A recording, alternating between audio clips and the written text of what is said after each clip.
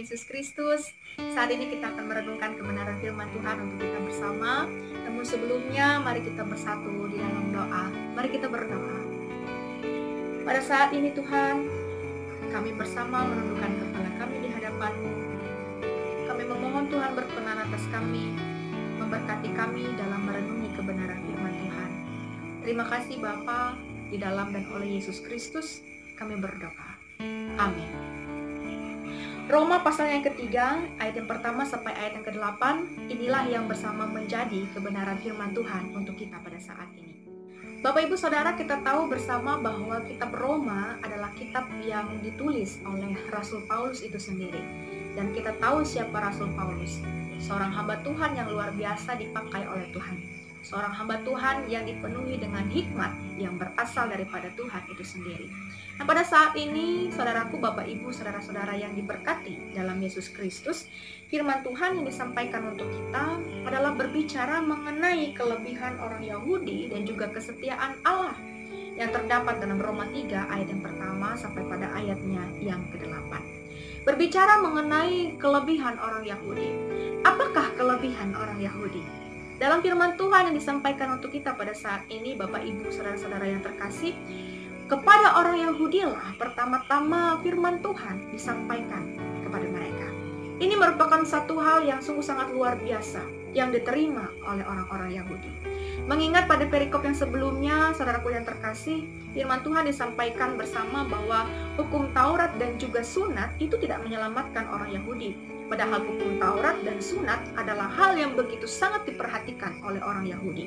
Nah, kalau hukum Taurat dan sunat tidak menyelamatkan mereka, maka apakah kelebihan daripada orang Yahudi ini sendiri? Tadi disampaikan sebelumnya, Bapak Ibu saudara terkasih, bahwa kelebihan mereka adalah Allah beranugerah kepada mereka, Allah memberikan firman Tuhan kepada mereka.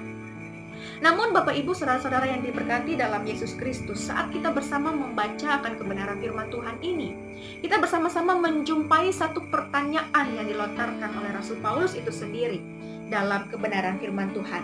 Apakah benar ketidaksetiaan manusia itu membatalkan kesetiaan Allah? Apakah benar ketidaksetiaan manusia itu mempengaruhi kesetiaan Allah di dalam kehidupan manusia? Rasul Paulus menjawab pertanyaan ini, Bapak Ibu saudara terkasih, dengan sebuah pernyataan bahwa Allah itu benar dan manusia itu semua pembohong.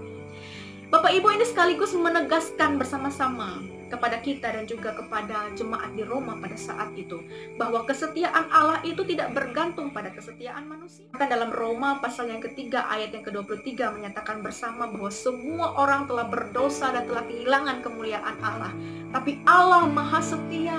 Ia tetap setia bersama-sama dengan manusia, ia memberkati manusia, Bapak Ibu saudara terkasih.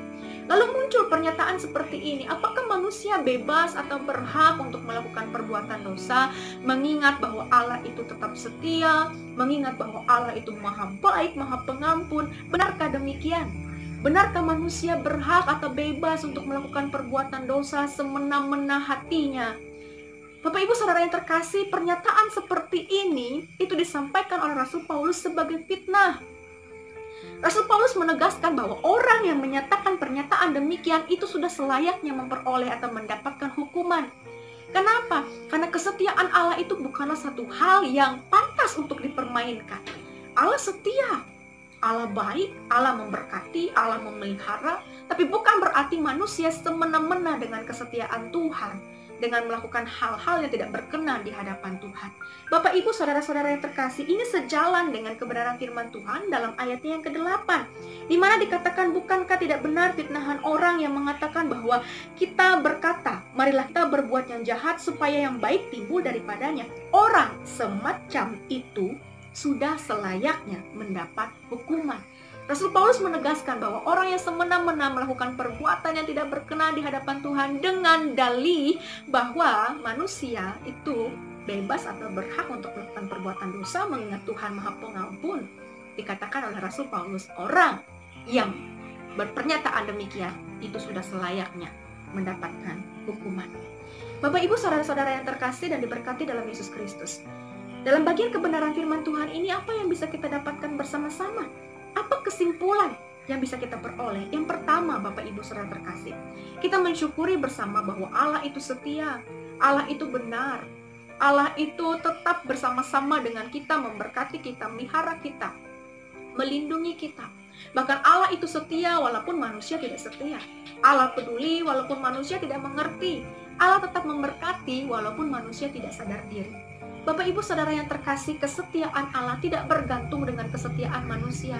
Namun jangan sampai ada anggapan bahwa ketika Allah setia, bahwa ketika Allah tetap memberkati, tetap ada dalam kehidupan manusia, manusia jadi sewenang-wenang dengan sikapnya terhadap Tuhan. Manusia jadi semena-mena melakukan perbuatan dosa. Orang yang berpikiran demikian, orang yang berpemahaman demikian, dikatakan dalam kebenaran firman Tuhan ini sudah selayaknya mendapatkan hukuman. Ini mengingatkan kita pada saat ini. Pertama, bersyukur. Kedua, mengingatkan kita untuk mawas diri. Hati-hati dengan pemahaman kita. Allah memang setia, tapi bukan berarti kesetiaan Tuhan itu pantas untuk dipermainkan. Karena Tuhan Allah baik, Tuhan Allah juga adil, Bapak Ibu Saudara terkasih. Firman Tuhan pada saat ini menegaskan dan juga mengingatkan kita untuk senantiasa menjadi pribadi yang bersyukur, bersukacita. Allah kita setia, tapi juga menjadi pribadi yang berhati-hati. Karena Allah kita adalah Allah yang setia, namun kesetiaannya itu tidak pantas untuk dipermainkan. Inilah kebenaran firman Tuhan untuk kita, Bapak Ibu Saudara terkasih, kiranya memberkati dan mengingatkan kita semua. Amin.